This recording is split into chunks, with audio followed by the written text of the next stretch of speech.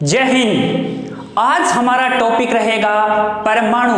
परमाणु की खोज कैसे हुई, परमाणु कहाँ से उत्पन्न होता है और परमाणु किस किस प्रकार से उपयोग में आता है। तो अब हम टॉपिक पे चलते हैं अपना परमाणु संरचना। परमाणु की संरचना, परमाणु का आकार, परमाणु की त्रिज्या, परमाणु में बंद सभी चीजों के आज हम पढ़ेंगे। मेरे साथ लगातार जुड़े रहे। तो बात करें हम परमाणु संरचना के बारे में, तो सबसे पहले बात करते हैं परमाणु संरचना की खोज। बात कर रहे हैं कि परमाणु संरचना की खोज कैसे हुई कि बहुत ही पुराने समय में, बहुत ही पहले के वर्षों में महर्षि कणाद, बहुत ही पहले के समय में महर्षि कणाद, यह एक महर्षि कणाद ऋषि थे, मतलब एक वैज्ञानिक थे, उस टाइम के वैज्ञानिक ऋषि महर्षि कणाद ने बताया कि परमाणु की वह कण, महर्षि कणाद ने पदार्थ को छोटे छोटे भागों में विभाजित किया। मतलब ये एक अपने पास पदार्थ है, इसको काटा, इसे बार बार काटा, काटने पर एक बिंदु, उन्होंने कहा कि पदार्थ को काटने पर अंतिम स्टेज, अंतिम बिंदु, मतलब यहां से काटने पे जो तत्व बचता है वही क्या है, परमाणु है। उनके कहने का मतलब है कि इसको आगे काटा नहीं जा सकता। जिस बिंदु को अंतिम रूप से आगे काटा न जाए वही परमाणु, मतलब अविभाज्य। क्या कहा जाएगा, अविभाज्य। उस अंतिम स्टेज के बाद उसका अविभाज्य हो गया, मतलब उसका विखंडन नहीं किया जा सकता, उसी तत्व का नाम क्या है, परमाणु है। यह महर्षि कणाद ने बताया था। उसी समय एक दार्शनिक और थे, दार्शनिक, ग्रीक दार्शनिक डेमोक्रेटिक्स, ग्रीक दार्शनिक डेमोक्रेटिस।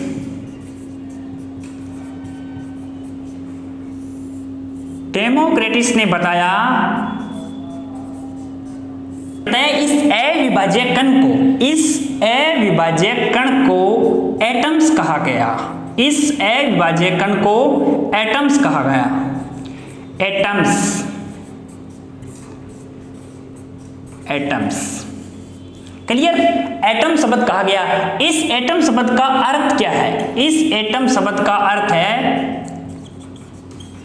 जिसे काटा न जाए, जिसे काटा न जाए, काटा न जाए, अर्थात अविभाज्य, अर्थात अविभाज्य।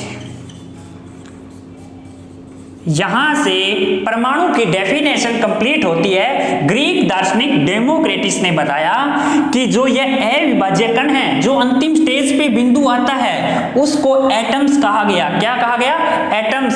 और जिस एटम्स का अर्थ क्या होता है कि जिसे काटा ना जाए, वह अंतिम स्टेज जिसे काटा ना जाए, मतलब वह अविभाज्य रहे, वही क्या होता है, परमाणु होता है। यह तो था दार्शनिक आधार पे। अब हम बात करते हैं प्रैक्टिकल थ्योरी यानी प्रायोगिक सिद्धांत पर। अब हम बात कर रहे हैं प्रैक्टिकल के आधार पर, वो थे दार्शनिक आधार पर। प्रैक्टिकल, प्रैक्टिकल यानी प्रायोगिक। हम सब जानते हैं कि जो साइंस है, विज्ञान है, वह प्रैक्टिकल पर आधारित है। प्रायोगिक, उस प्रैक्टिकल, किसी भी वस्तु का हम प्रैक्टिकल करने पे ही बता सकते हैं कि इस वस्तु में क्या परिवर्तन हो रहा है और ये किस प्रकार के काम आएगी। तो प्रैक्टिकल आधार पर सबसे पहले इसकी खोज हुई सन 1808 में। सन 1808 में जॉन डाल्टन के द्वारा, जॉन डाल्टन वैज्ञानिक द्वारा, जॉन डाल्टन ने जो सबसे अधिक पॉपुलर हुआ, जो सबसे अधिक पॉपुलर हुआ सिद्धांत हुआ, क्लियर, कि प्रैक्टिकल आधार पर सन 1808 में जॉन डाल्टन ने परमाणु सिद्धांत दिया, जो सबसे अधिक प्रसिद्ध हुआ, बहुत ही उसकी पॉपुलैरिटी हुई। उन्होंने स्पष्ट बातों में निष्कर्ष निकाल कर दिया। क्या कहा उन्होंने, बताया, निष्कर्ष निकलता है कि सभी द्रव्य छोटे छोटे कण, द्रव्य में छोटे से छोटा कण परमाणु से बनता है, छोटे से छोटा कण परमाणु से बनता है, परमाणु से बनता है। ठीक है, उन्होंने कहा कि सभी द्रव्य छोटे छोटे कण परमाणु से ही बनते हैं, मतलब सबसे छोटा कण हमारे पास क्या है, परमाणु है। दूसरी बात उन्होंने बताई कि परमाणु अविभाज्य है, परमाणु अविभाज्य है, परमाणु अविभाज्य है। और साथ में उन्होंने कहा न तो इसे उत्पन्न किया जा सकता है, न तो इसे उत्पन्न किया जा सकता है, न तो इसे उत्पन्न किया जा सकता है और न ही इसे नष्ट किया जा सकता है, और न ही इसे नष्ट किया जा सकता है, और न ही इसे नष्ट किया जा सकता है, न ही इसे नष्ट किया जा सकता है। क्लियर? इन्होंने कहा कि परमाणु अविभाज्य है, न तो इसे उत्पन्न किया जा सकता है और न ही इसे नष्ट किया जा सकता है। ये इनका मुख्य निष्कर्ष था। और तीसरी बात इन्होंने क्या कही कि एक तत्व के सभी परमाणु समान होते हैं, एक तत्व के सभी परमाणु समान होते हैं, सभी परमाणु समान होते हैं, समान होते हैं। क्लियर? तो हम बात करते हैं कि प्रैक्टिकल के आधार पर सबसे पहले परमाणु सिद्धांत की खोज किसने की थी, तो आपके दिमाग में 1808 में जॉन डाल्टन के द्वारा, जो इन्होंने कौन सा सिद्धांत दिया था, परमाणु सिद्धांत दिया था। उसके निष्कर्ष क्या थे कि जो सभी द्रव्य है वो उनके छोटे छोटे कण वो परमाणु से ही बनते हैं। दूसरी बात इन्होंने कही कि परमाणु अविभाज्य है, जिसे हम न तो उत्पन्न किया जा सकता है और न ही उसे नष्ट किया जा सकता है। और तीसरी बात कही कि एक तत्व के सभी परमाणु समान होते हैं। इस प्रकार के इनके मुख्य मुख्य निष्कर्ष थे। तो अब हम बात कर रहे हैं परमाणु के भौतिक गुणों, कण एवं उनकी खोज। परमाणु के भौतिक कण, परमाणु के भौतिक कण व उनकी खोज, कण व उनकी खोज, उनकी खोज। आपने नाम सुना होगा इलेक्ट्रॉन, न्यूट्रॉन, प्रोटॉन, तो उन्हीं के बारे में अपने चर्चा करेंगे। तो पहले हम देखते हैं इलेक्ट्रॉन के बारे में। इलेक्ट्रॉन, तीनों को एक साथ समझते हैं ताकि तीनों का कंपैरिजन पता चल जाएगा। इलेक्ट्रॉन, प्रोटॉन और न्यूट्रॉन, न्यूट्रॉन। क्लियर? अब हम सबसे पहले बात करते हैं कि खोज, इलेक्ट्रॉन की खोज किसने की थी। इलेक्ट्रॉन की खोज की थी जे थॉमसन, इलेक्ट्रॉन की खोज की थी जे थॉमसन। और प्रोटॉन की खोज, इनको अंडरलाइन कर लेते हैं ताकि इनका डिफरेंस पता चल जाएगा, प्रोटॉन, न्यूट्रॉन। और प्रोटॉन की खोज की थी गोल्डस्टीन ने, गोल्डस्टीन। और न्यूट्रॉन की खोज की थी जेम्स चैडविक, जेम्स चैडविक ने, जेम्स चैडविक। क्लियर? कब की थी वह देखते हैं, सन, किस सन में की थी। इलेक्ट्रॉन की खोज की थी 1897 में, और प्रोटॉन की खोज की थी 1886, और न्यूट्रॉन की खोज की थी 1932 में। क्लियर? 1897 में J Thomson electron, proton Goldstein 1886, neutron James Chadwick 1932। अब हम बात करते हैं कि इनके प्रतीक क्या है। प्रतीक, इलेक्ट्रॉन का E जिसके ऊपर नेगेटिव चार्ज लगा होता है, प्रोटॉन का P और न्यूट्रॉन का N। क्लियर? अब हम आगे देखते हैं प्रकृति, इनकी प्रकृति किस प्रकार है, प्रकृति में इनका व्यवहार किस प्रकार है। नेगेटिव नाम आया तो पता चल रहा है ये ऋणात्मक, ये क्या है, ऋणात्मक, मतलब नेगेटिव प्रकृति है इसकी, इसकी प्रोटॉन की धनात्मक यानी पॉजिटिव, और न्यूट्रॉन क्या होता है, उदासीन। न्यूट्रॉन पर कोई चार्ज नहीं होता, ना इस पे प्लस ना माइनस, इलेक्ट्रॉन नेगेटिव, प्रोटॉन धनात्मक। अब हम बात करते हैं आवेश कि इन पे आवेश क्या है। इस पे इलेक्ट्रॉन पे आवेश होता है 1.60 इंटू 10 की पावर -19 कूलाम। आवेश किस में दिया गया है, कूलाम में, ये इसका क्या है, मात्रक है। और प्रोटॉन में 1.60 इंटू 10 की पावर -19 कूलाम। और हमने इस पे बात करी है कि उदासीन होता है, तो इस पे आवेश क्या होता है, शून्य, क्योंकि इस पे ना प्लस ना माइनस। और इनकी इकाई क्या होगी, आवेश पर कूलाम में तो इकाई मतलब इसका जो मान है वो होगा -1, इसकी इकाई होगी -1 और इसका क्या है, +1। इनके मान समान है परंतु इकाई नेगेटिव, इकाई पॉजिटिव, और इसका क्या है, 0। अब हम इनका बात करते हैं द्रव्यमान की बात करते हैं। द्रव्यमान यहां मात्रा का है केजी में, जो तीनों का है, इसका है 9.109 इंटू 10 की पावर -31 किलोग्राम। ठीक है, 9.109 इंटू 10 की पावर -9.109 इंटू 10 की पावर -31 केजी। और प्रोटॉन की 1.672 इंटू 10 की पावर -27 केजी, और न्यूट्रॉन पे 1.674 इंटू 10 की पावर -27 केजी। ये था इन तीनों के बीच में कंपैरिजन। इलेक्ट्रॉन की खोज किसने की थी? J Thomson. प्रोटॉन की खोज किसने थी? गोल्डस्टीन। न्यूट्रॉन की खोज किसने की थी? चैडविक। नेगेटिव चार्ज किस पे होते हैं? इलेक्ट्रॉन पे। ऋणात्मक इसकी इकाई है और ई इसका प्रतीक है। प्रोटॉन खोज कब हुई? 1886 में। प्रतीक P, आवेश धनात्मक, इकाई इसकी क्या होती है? प्लस में होती है। और न्यूट्रॉन ऐसा तत्व है जिस पे कोई आवेश नहीं होता, ना प्लस ना माइनस। ये क्या होता है? उदासीन होता है और इसका प्रतीक होता है N। और इस पे आवेश क्या होता है इलेक्ट्रॉन पर? 1.60 इंटू 10 की पावर -19 कूलाम। प्रोटॉन पर 1.60 इंटू 10 की पावर -19 कूलाम।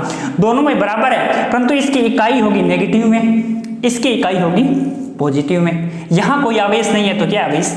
0। क्लियर। और द्रव्यमान इलेक्ट्रॉन पर 9.109 इंटू 10 की पावर -31 किलोग्राम।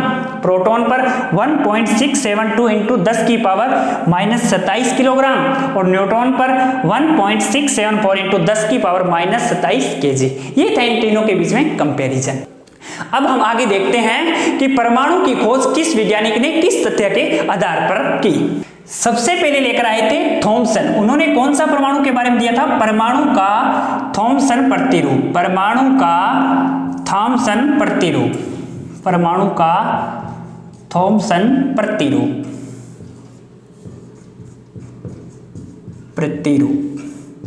थॉम्सन ने परमाणु के बारे में क्या बताया है वो जानते हैं। थॉम्सन ने क्या बताया परमाणु के बारे में? परमाणु में इलेक्ट्रॉन व प्रोटॉन की उपस्थिति प्रमाणित होने के बाद थॉम्सन ने 1898 में बताया कि परमाणु के जो आकार है वो 10 की पावर -10 मीटर त्रिज्या का है। क्वेश्चन, परमाणु का आकार कितना बताया? 10 की पावर -10 मीटर त्रिज्या का ठोस धनावेशित गोला है। एक गोला आकार की आकृति है जो आपको दिखाई दे रही है थॉम्सन का परमाणु प्रतिरूप। तो इन्होंने इसकी तुलना किससे की है? प्लम पुडिंग केक पर। Plum pudding cake. जिस प्रकार से प्लम पुडिंग केक होता है गोला आकार में, उसी प्रकार उन्होंने कहा कि परमाणु का जो धनावेशित गोला है वो भी प्लम पुडिंग केक की तरह है। दूसरा, जैसे इन्होंने बताया आगे कि तरबूज के अनुसार जिस प्रकार तरबूज गोलाकार आकृति में होता है, कि तरबूज एक गोलाकार आकृति में होता है जिसको हम काटने पर उसके अंदर जो बीज दिखाई देते हैं, उसी प्रकार उन्होंने बताया है कि जो इलेक्ट्रॉन है वो उस बीज की तरह दिखाई देते हैं, और जबकि जो गोलाकार उसकी आकृति है वो परमाणु की आकृति है, एक गोलाकार आकृति है। ये बताया था थॉम्सन ने अपने प्रतिरूप मॉडल में। परंतु इनकी एक कमी रह गई थी, वो क्या थी कि अल्फा कणों का प्रकीर्णन, अल्फा कणों के प्रकीर्णन पर प्रयोग सही नहीं कर पाए, प्रयोग स्पष्ट नहीं कर पाए।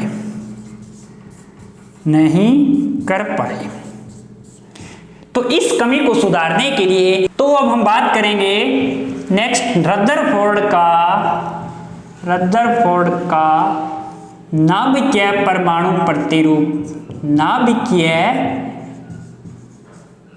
नाभिकीय परमाणु प्रतिरूप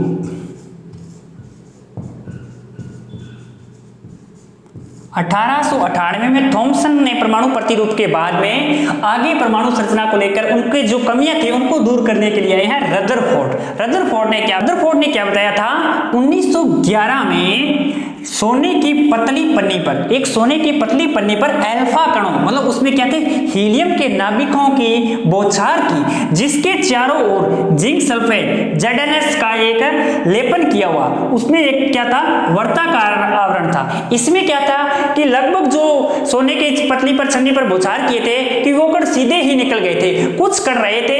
इसकी आकृति के अनुसार इन्होंने क्या कहा कि जिस प्रकार से ये रदरफोर्ड की आकृति हमारे को दिखाई दे रही है कि जो अल्फा प्रकीर्णन का इन्होंने प्रयोग किया उस पे जो कण सीधे निकल जाते हैं, परंतु इनके निष्कर्ष क्या निकलते हैं कि परमाणु का अधिकांश भाग खोखला रहता है, परमाणु का अधिकांश भाग खोखला रहता है, परमाणु का अधिकांश भाग खोखला रहता है, अधिकांश भाग खोखला रहता है। ठीक है, इन्होंने बताया कि परमाणु का अधिकांश भाग खोखला रहता है। और दूसरी बात इन्होंने बताई कि समस्त धन आवेश, जो समस्त धन आवेश परमाणु में एक जगह पर, समस्त धन आवेश परमाणु में एक जगह पर केंद्रित रहते हैं, परमाणु में एक जगह केंद्रित रहते हैं, एक जगह केंद्रित। क्लियर, इनके निष्कर्ष है कि परमाणु का अधिकांश भाग खोखला, खोखला मतलब खाली या रिक्त, खोखला या खाली रहता है, और समस्त धन आवेश परमाणु में एक जगह केंद्रित रहते हैं। इनकी एक मुख्य कमी क्या थी, इनकी एक कमी मुख्य रह गई थी कि इन्होंने इलेक्ट्रॉन का, कि इनकी कमी थी कि इलेक्ट्रॉन के लिए निश्चित पथ नहीं बता पाए, इलेक्ट्रॉन के लिए निश्चित पथ को नहीं बता पाए, निश्चित पथ को नहीं बता पाए, नहीं बता पाए। क्लियर, कि थॉम्सन, ये रदरफोर्ड का परमाणु प्रतिरोध, इन्होंने अल्फा कणों की बौछार की, तो जिसमें क्या है कि कुछ लगभग कण इसके सीधे ही निकल गए, और कुछ कणों से जो निष्कर्ष निकला है वो हमारा क्या था कि परमाणु का अधिकांश भाग खाली रहता है, समस्त धन आवेश परमाणु में एक ही जगह पर केंद्रित रहते हैं, और ये इलेक्ट्रॉन के लिए निश्चित पथ क्यों नहीं बता पाई। इस कमी को दूर करने के लिए वैज्ञानिक आए नील्स बोर। अब हम पढ़ते हैं नील्स बोर का परमाणु प्रतिरूप। तो हम बात करते हैं बोर का हाइड्रोजन परमाणु प्रतिरूप, बोर का हाइड्रोजन परमाणु प्रतिरूप, हाइड्रोजन परमाणु प्रतिरूप, परमाणु प्रतिरूप कि नील बोर्स क्या बताते हैं। तो नील्स बोर ने क्या बताया, 1911 में रदरफोर्ड के प्रकीर्णन में जो कमियां रह गई, 1912 में नील्स बोर ने एक नया परमाणु प्रतिरूप दिया। किस रूप में दिया था, क्वांटम सिद्धांत पर। किस रूप पर, क्वांटम सिद्धांत पर इन्होंने हाइड्रोजन परमाणु प्रतिरूप दिया है, जो इस प्रकार से था कि इन्होंने उसमें क्या निष्कर्ष निकाले। इन्होंने बताया कि इलेक्ट्रॉन हाइड्रोजन परमाणु में, इलेक्ट्रॉन निश्चित ऊर्जा व कक्ष में निश्चित त्रिज्याओं एवं ऊर्जा की कक्षा में, ऊर्जा की कक्षों में निरंतर गति करता है, कक्षों में निरंतर गति करता है, निरंतर गति करता है, निरंतर गति करता है, जिन्हें हम कक्ष या कोष कहते हैं, जिन्हें हम कक्ष या कोष कहते हैं, जिन्हें हम कक्ष या कोष कहते हैं, जिन्हें हम कक्ष या कोष कहते हैं। क्लियर, हाइड्रोजन परमाणु में इलेक्ट्रॉन निश्चित त्रिज्याओं एवं ऊर्जा में कक्षा में निरंतर गति करता रहता है, जिन्हें हम कक्ष या कोष कहते हैं, जिनमें ये जो गोलाकार चक्र में वह क्या होता है, कोष या कक्ष होता है। ये नील्स बोर ने हाइड्रोजन परमाणु प्रतिरूप पर बताया। नेक्स्ट बताया कि एक निश्चित कक्ष में, एक निश्चित कक्ष में इलेक्ट्रॉन वर्ताकार चक्कर लगाने में उसकी ऊर्जा में कोई परिवर्तन नहीं होता, उसकी ऊर्जा में कोई परिवर्तन नहीं होता, कोई परिवर्तन नहीं होता, कोई परिवर्तन नहीं होता। ठीक है, ये बताया था नील्स बोर ने। यहाँ लगभग क्या है कि परमाणु के बारे में सभी छोटे से लेकर बड़ा कंसेप्ट क्लियर कर दिया था। नील्स बोर ने बताया कि जो इलेक्ट्रॉन वर्ताकार कक्ष में जो चक्कर लगाते हैं उनकी गति में, उनकी ऊर्जा में कोई परिवर्तन नहीं होता। तो यहाँ इन वैज्ञानिकों ने ये प्रतिरूप दिए थे। अब हम बात करते हैं परमाणु भार, परमाणु द्रव्यमान, परमाणु की संरचना के बारे में, वह क्या होती है। तो अब हम बात करते हैं परमाणु क्रमांक व परमाणु द्रव्यमान की, दोनों को कंपैरिजन करते हैं। परमाणु क्रमांक व परमाणु द्रव्यमान, परमाणु द्रव्यमान, परमाणु द्रव्यमान, ठीक है। अब बात करते हैं परमाणु क्रमांक के बारे में और परमाणु द्रव्यमान में। परमाणु क्रमांक क्या होता है कि परमाणु क्रमांक में उपस्थित होते हैं धनात्मक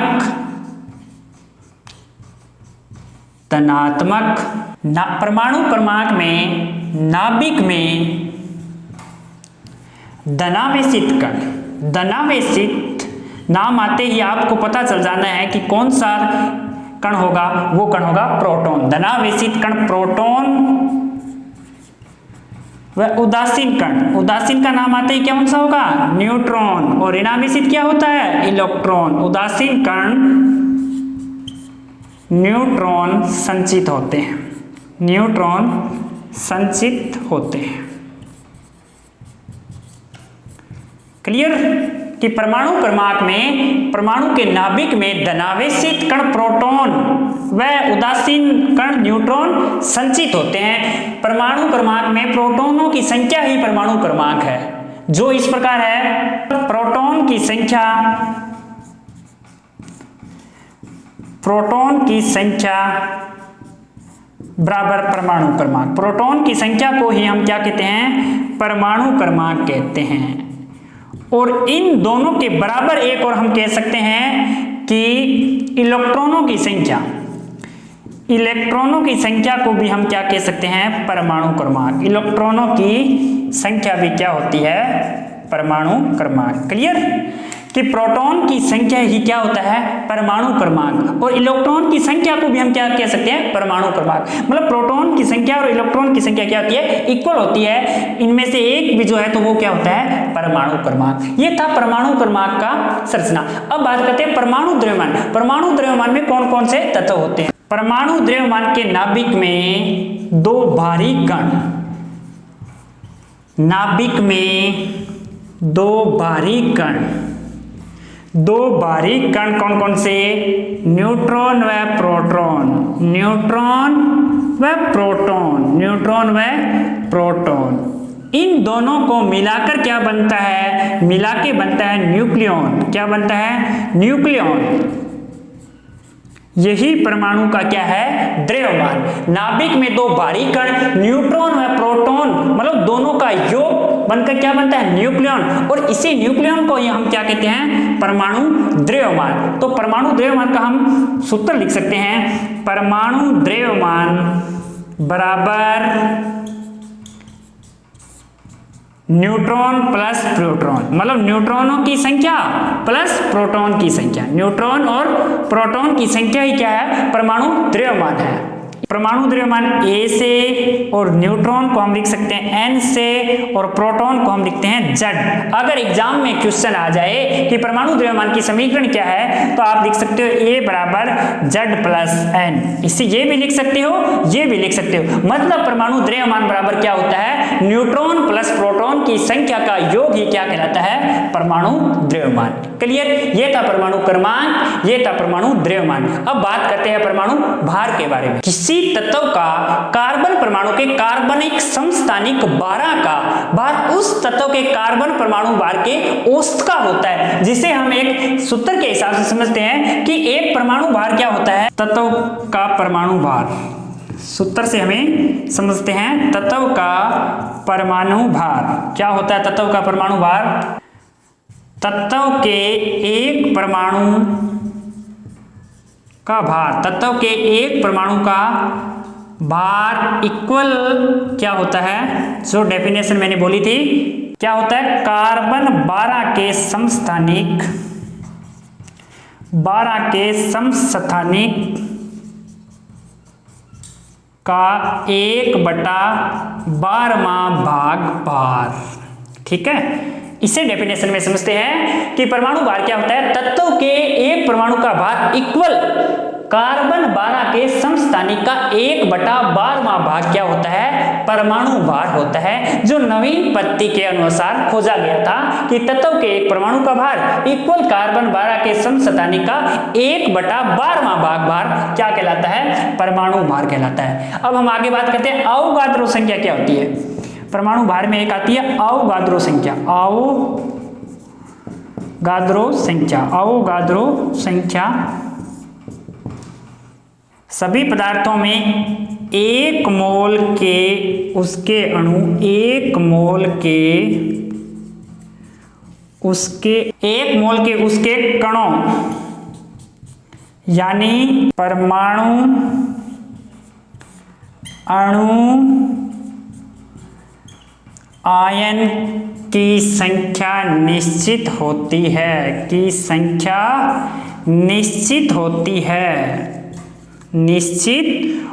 है, उसे हम अवोगाद्रो संख्या कहते हैं। सभी पदार्थों में 1 मोल के उसके कण जैसे परमाणु अणु आयन की संख्याएं निश्चित होती है, उसे हम अवोगाद्रो संख्या कहते हैं। इसका मान क्या होता है, इसका मान होता है अवोगाद्रो संख्या का 6.022 इंटू 10⁻23 अवोगाद्रो संख्या। क्लियर कि इसका मान होता है 6.022 इंटू 10⁻23। ये ध्यान रखना, एग्जाम में कई बार क्या होता है, इस 2 की जगह यहां 3 लगा देते हैं, यहां 2 लगा देते हैं, तो कंफ्यूज नहीं होना। पहले आएगा 6.022, उसके बाद 10⁻23। ये है अवोगाद्रो संख्या का मान। ये था परमाणु भार, ये है अवोगाद्रो संख्या। अब हमें कुछ निष्कर्ष देखते हैं परमाणु के बारे में।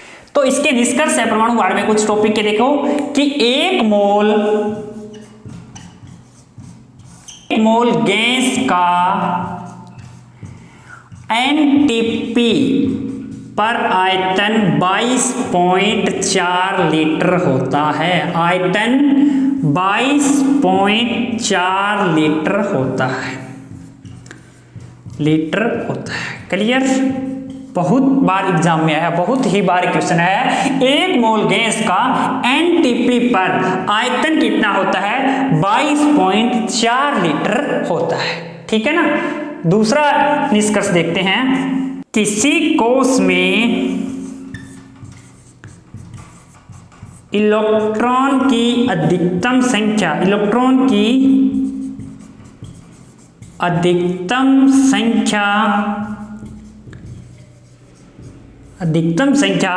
ज्ञात करने का सूत्र 2n² है।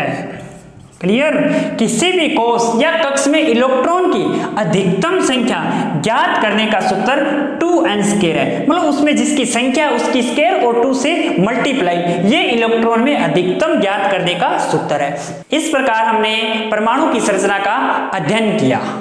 अगर आपको वीडियो अच्छी लगे तो ज्यादा से ज्यादा शेयर करें। धन्यवाद।